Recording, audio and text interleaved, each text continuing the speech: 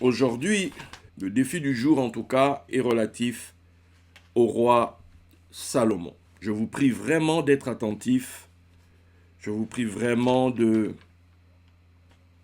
d'ouvrir votre intelligence, en tout cas de faire en sorte que vous puissiez comprendre ce dont il va être question aujourd'hui. Ok? Voilà. Je prie que chacun d'entre vous comprenne, que chacun d'entre vous perçoive la portée des choses que nous allons partager là maintenant. Nous sommes dans Cafriel, ministère international, et nous sommes dans les 12 défis de l'hiver. Vous savez, il est hyper important de savoir comment nous lisons le texte, de quelle position nous lisons les textes.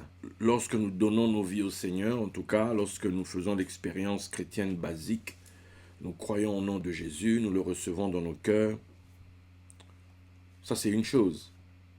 Comme on dit, j'ai reçu Jésus dans mon cœur. Oui, c'est une chose. Mais la Bible dit, si quelqu'un est en Christ, il devient une nouvelle création.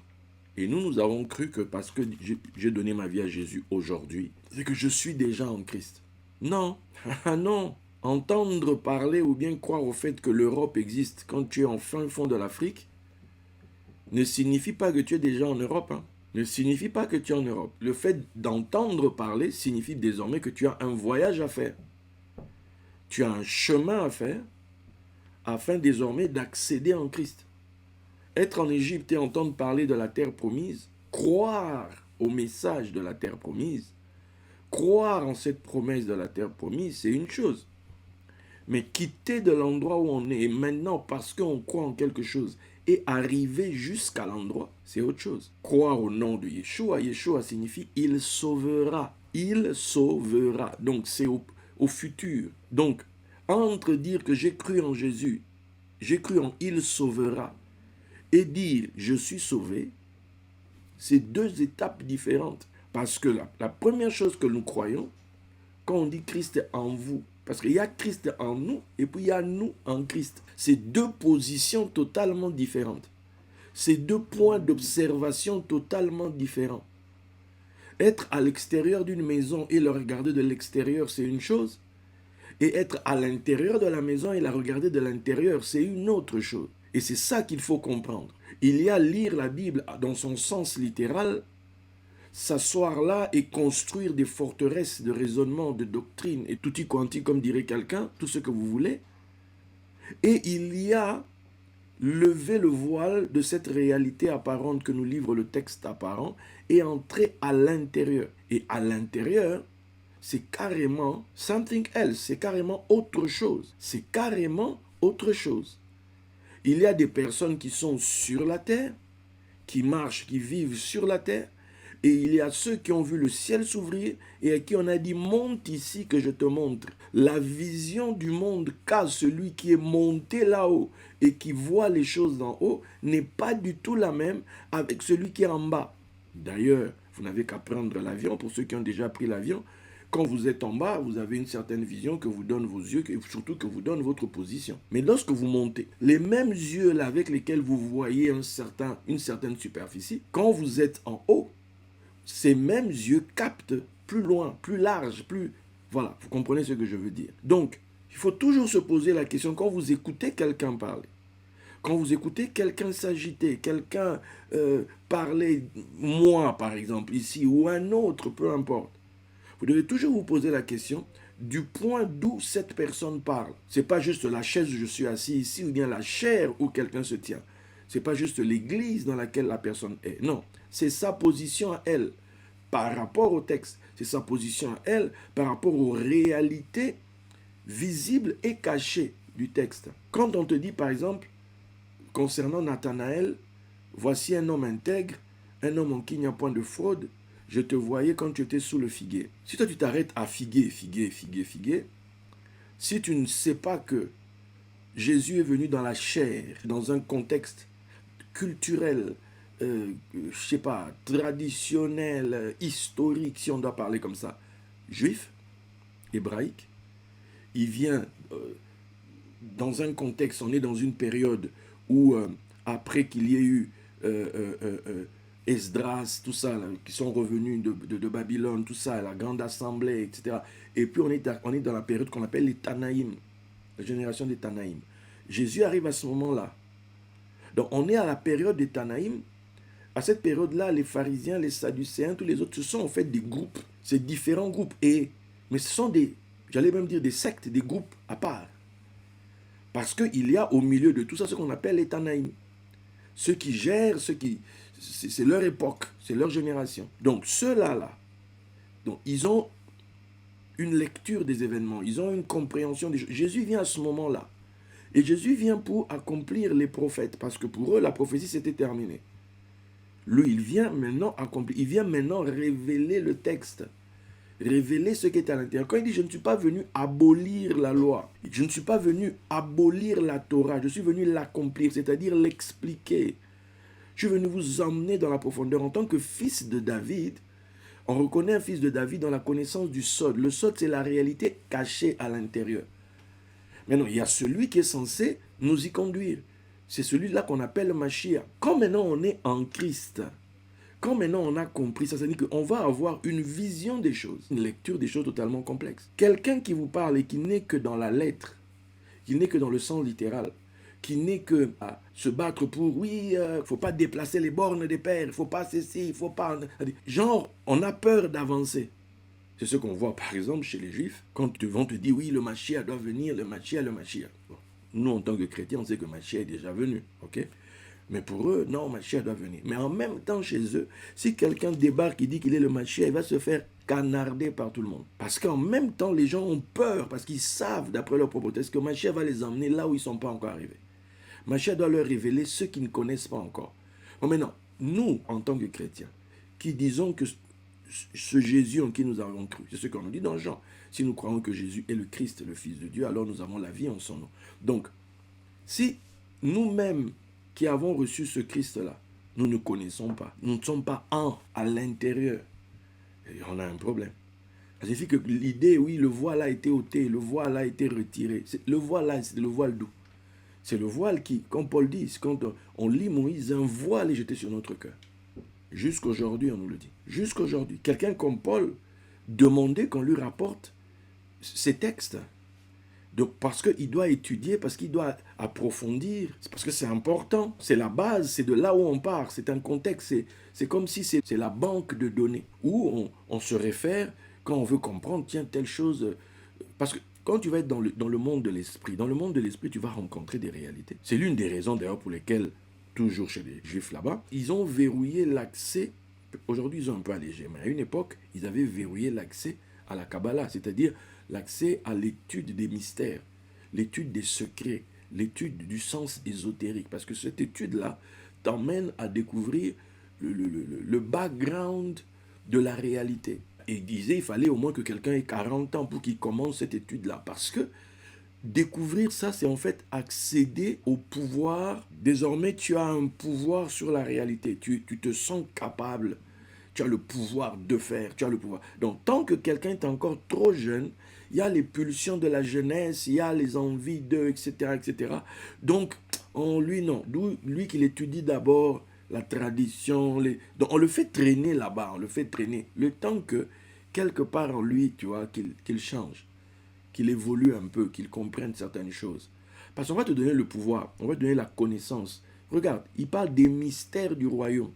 Les mystères du royaume. Moi, c'est là que je me pose, les mystères du royaume. Est-ce qu'on a cette connaissance? Est-ce qu'on a ce savoir? Est-ce que c'est ça que l'on recherche en premier quand on vient lire le texte? Est-ce qu'on a des clés pour se dire comment je lève le voile quand je lis ce texte? Comment je fais? Parce que si ce n'est pas le cas, ça signifie quoi? Ça signifie que tu restes voilé. Si tu restes voilé, ça signifie que même ton potentiel, tu ne l'exprimes pas. Et pourtant, tu as reçu Jésus. La Bible dit quelque part, c'est dans Hébreu. Vous qui depuis longtemps devez être devenus des maîtres, vous êtes encore des enfants parce que vous en êtes encore au lait. On dit même, on a des choses difficiles à expliquer.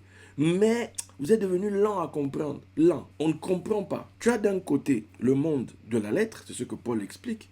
Paul dit qu'il y a une gloire. Il y a une gloire dans Moïse. Mais la gloire de Moïse, elle est temporaire, elle est passagère. Mais il y a une autre gloire celle de la justice, celle en Christ, de la révélation, de l'esprit, celle-là, elle est permanente. Maintenant, comment tu passes d'un point à l'autre? Parce que quand tu lis Moïse, il y a une forme du texte. Mais quand je passe en Christ, la forme est censée changer. Je suis censé voir les choses différemment. C'est ce que Jésus fait. Regarde, les apôtres lui demandent, mais pourquoi eux tu parles en parabole? Pourquoi? Il dit, ça ne leur a pas été donné de connaître les mystères du royaume. Donc, tu vas voir que il y a des personnes qui, pour te donner les mystères du royaume, pour t'expliquer, ils ne vont pas le faire. Pour une simple raison. Certains, ils retiennent la vérité captive, injustement. Ça signifie quoi? Ça signifie que normalement, selon la justice, il devrait te permettre d'avoir accès à cela. On dit, si toi tu ne sais pas servir autrui, qui te donnera ce qui est à toi? Tu vois? Donc, il y a d'abord une phase où tu es au service. Jésus pouvait dire, je ne vous appelle plus mes serviteurs, maintenant je vous appelle mes amis. Certains diront, oui, il a dit ça pour tout le monde. Il n'a pas dit ça pour tout le monde, mes amis. Il n'a pas dit ça pour tout le monde. Il a dit ça pour ses disciples. Et il a dit ça pour ceux qui ont tout quitté pour lui. Il a dit ça pour tous ceux-là qui ont mis à sa disposition leurs moyens. Il a dit à ceux-là qui ont souffert avec lui. Voilà pourquoi il dit, à vous qui avez persévéré avec moi dans mes souffrances, je mettrai à disposition 12 trônes et vous allez régner avec moi. C'est pas tout le monde. Il ne dit pas ça à la foule. Pourtant, la foule le suivait aussi. À la foule, il donne des paraboles. Il dit, ils ont des yeux mais ils ne voient pas. Tu verras quelqu'un, il te parle de la parole, il te parle de la Bible, mais tu l'écoutes parler, tu sais où il se positionne. Tu sais qu'il est à l'extérieur. Quelqu'un va parler, va s'exprimer, va dire ci ou ça, tu l'écoutes parler. Tu sais que lui, il est à l'intérieur. Lui, il sait des choses, il a vu des choses. D'où on ne jette pas ses perles au pourceau, ces choses précieuses, tout ça, on donne pas ça aux chiens, de peur qu'ils se retournent et qu'ils te mordent. C'est une chose précieuse, hein, mais aux yeux de quelqu'un d'autre, c'est terrible. C'est vraiment l'arnaque du siècle, ou bien c'est vraiment le gros scandale, etc. Pourtant, c'est une chose précieuse. C'est pour ça que c'est très important de toujours vous assurer. Lui, là, il a des yeux pour voir ou pas? Il a des oreilles pour entendre ou pas? Il a un cœur pour comprendre ou pas? Ça signifie quoi? A-t-il les outils pour aller par-delà le voile? Or, on nous dit que cette sagesse mystérieuse et cachée, Dieu l'a réservée, Dieu l'a préparée pour notre gloire. Ce sont des choses que l'œil n'a point vues, que l'oreille n'a point entendues, qui ne sont pas montées au cœur de l'homme. Et quand Jésus fait la première démonstration, en fait, commençant par Moïse, c'est-à-dire la Torah, les prophètes, les 8 livres des Névi'im, les psaumes, c'est-à-dire toute la partie des Ketuvim, c'est-à-dire dans tout le Tanakh, il est allé à l'intérieur et il a dit tout ce qui le concernait. Et on va prendre quelqu'un comme Pierre plus tard quand il va se lever à la Pentecôte. Lui aussi va aller dans le psaume, va dire telle chose maintenant. Il révèle. On révèle Christ. Et maintenant, quand tu as révélé Christ, c'est pour que les gens aillent quoi? Que les gens croient en lui. Quand les gens ont cru en lui, l'objectif c'est quoi? Parce que nous oublions que Mashiach c'est une lumière.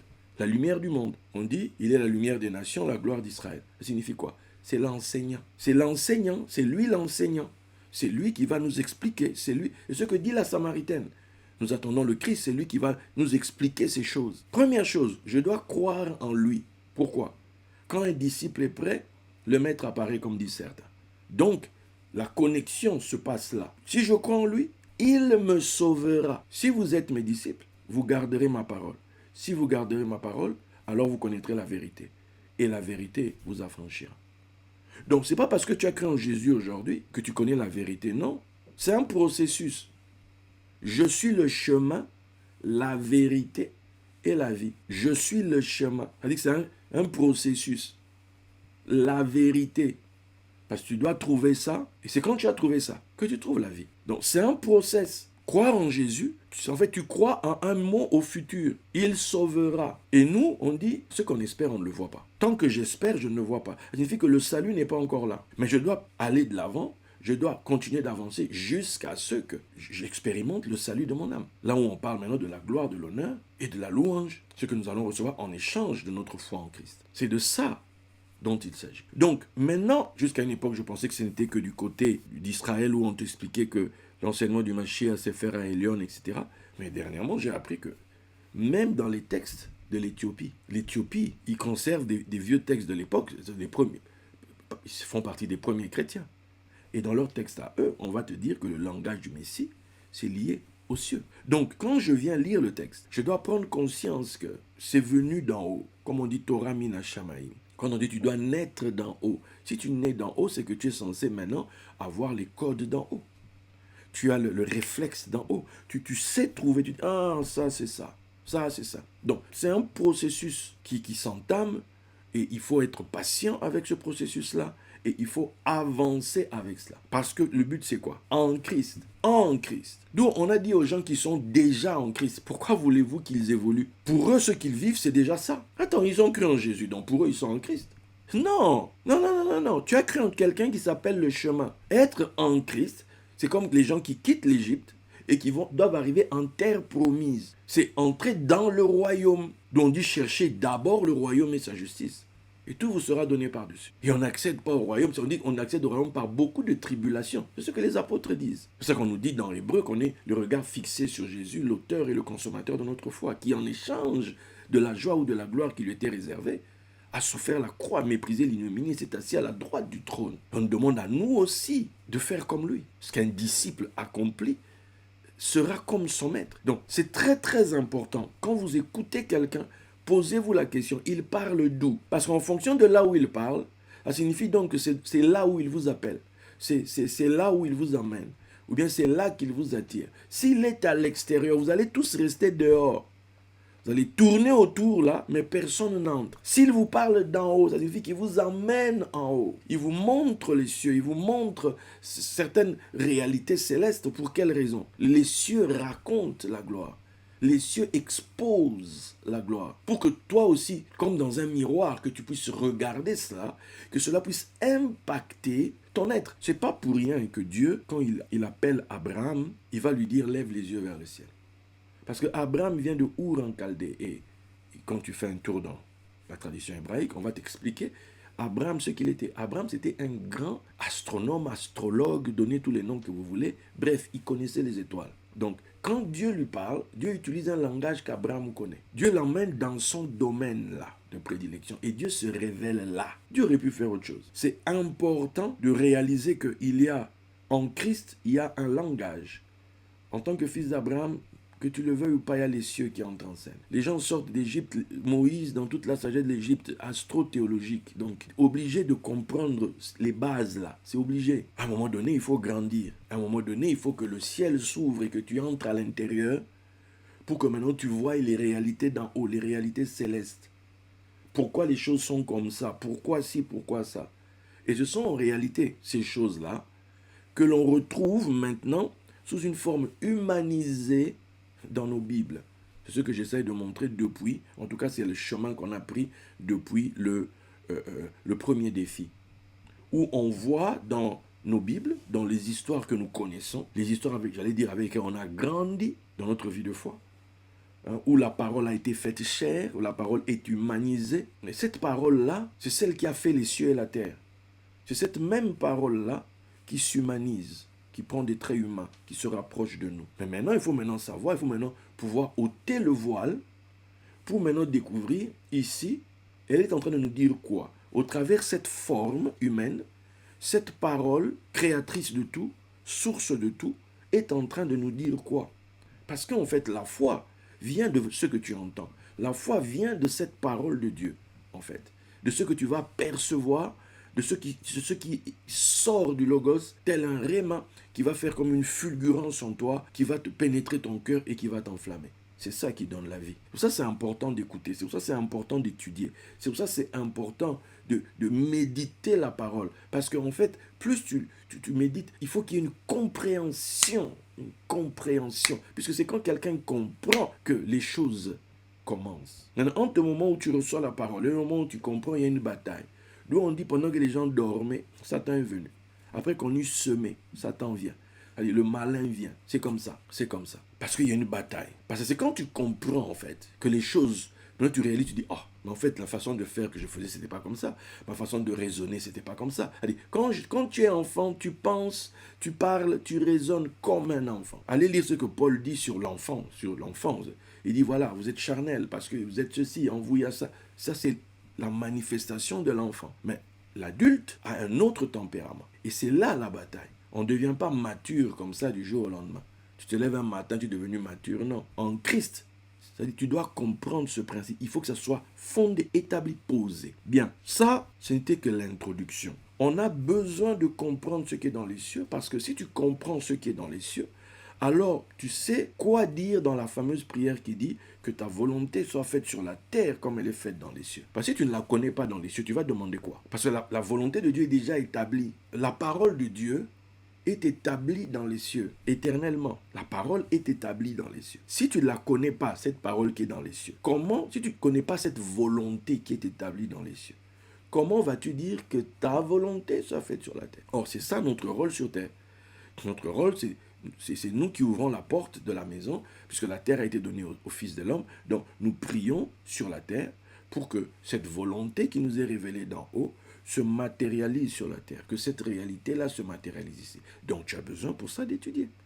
Tu as besoin pour cela de faire cette fameuse marche dont on avait parlé ici, des Kaddish à Elion, les saints du Très-Haut. En fait, il n'y a pas de magie, il n'y a pas de... Non, il y a juste de l'étude, il y a juste de la persévérance, il y a juste de la patience. C'est ça en fait. Donc on te dira dans Apocalypse, moi votre frère Jean qui est part à la persévérance du royaume, à la persévérance. C'est hyper important. Tu dois persévérer sur le chemin, quels que soient les événements, quel que soit si le but c'est que toi-même tu comprennes. Parce que ce que tu comprends qui se matérialise. Donc, tu devrais toujours te poser une question. Ce qui a été prêché là, est-ce que j'ai compris? Souvent, les gens ont hâte de se plaindre. Les gens ont hâte de dire non, je n'en peux plus. Attends, posons-nous 2-3 minutes. De tous les enseignements que tu as, n'allons même pas loin. Seulement les 3 derniers défis ici. 1, déjà, les as-tu suivis? 2, les as-tu compris? Puisque la parole, elle est claire. C'est quand quelqu'un comprend que ça porte du fruit. C'est quand quelqu'un comprend que ça porte du fruit. Maintenant, la question est, toi, qu'as-tu compris? Parce que pour que tu attendes certains fruits, il faut que tu comprennes certaines choses. Bon, ces choses-là, quand elles sortent, toi, les as-tu comprises? Est-ce qu'il y a ce déclic au-dedans de toi? Ou il y a une révolte, il y a une lassitude en disant, moi j'en ai marre d'étudier, j'en ai marre de chercher à comprendre, j'en ai ma claque. Parlons de Salomon. Salomon réserve bien des surprises, mes très chers amis.